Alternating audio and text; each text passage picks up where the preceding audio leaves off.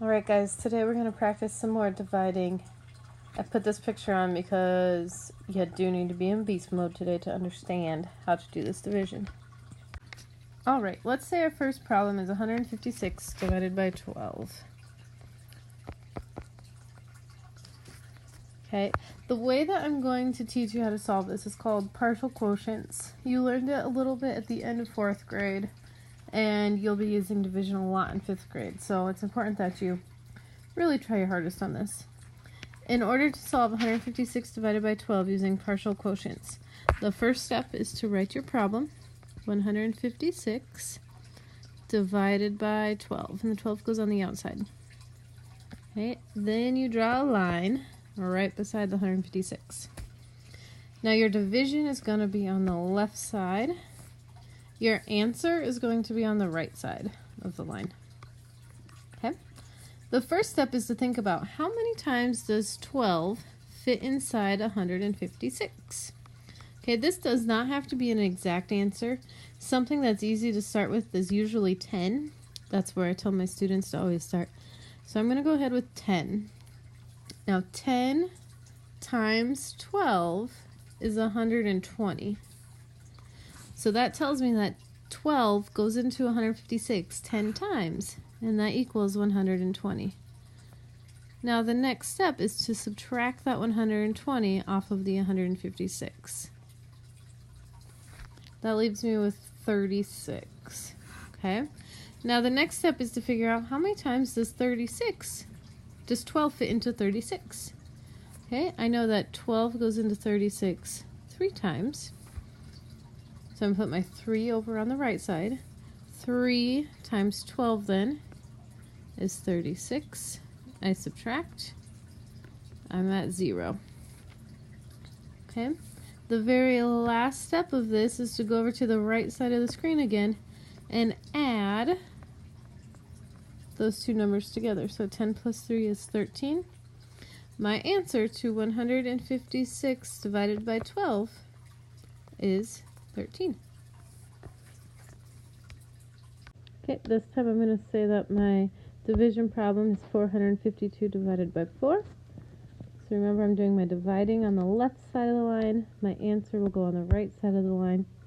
I know that 4 fits into 400 at least 100 times. So I'm going to start with a 100 over here.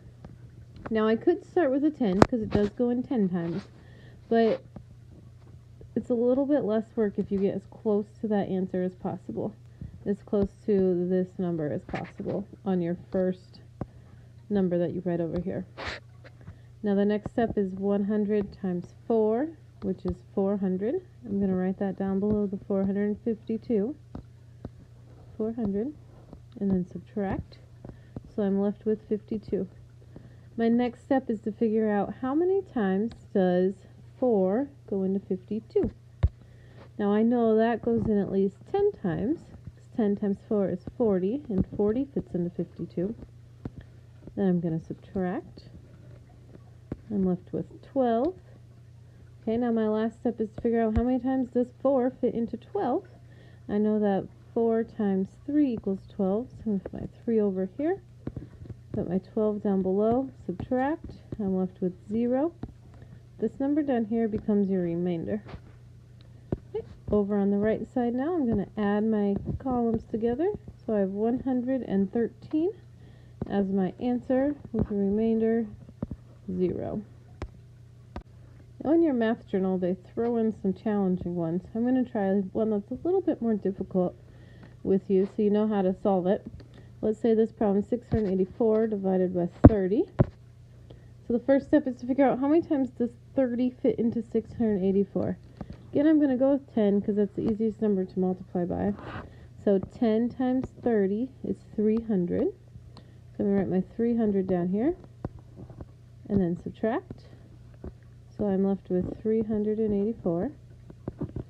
My next step is to figure out how many times 30 goes into 384, and I know that goes in at least 10 more times. 10 times 30 is 300, and 300 fits inside 384. Then I subtract over here. Now I am left with 84. So I have to figure out how many times does 30 fit into 84. I know that goes in at least 2 times. 2 times 30 is 60. Then I subtract. I'm left with 24. Now 30 cannot fit into 24 because 30 is larger than 24. Okay, so that tells me that my remainder is going to be 24. I move over to the right side and I add these up. 10 plus 10 plus 2 is 22 with a remainder of 24. Remember, remainder just means what's left over. Okay, good luck on your test today, on your assessment today, kiddos.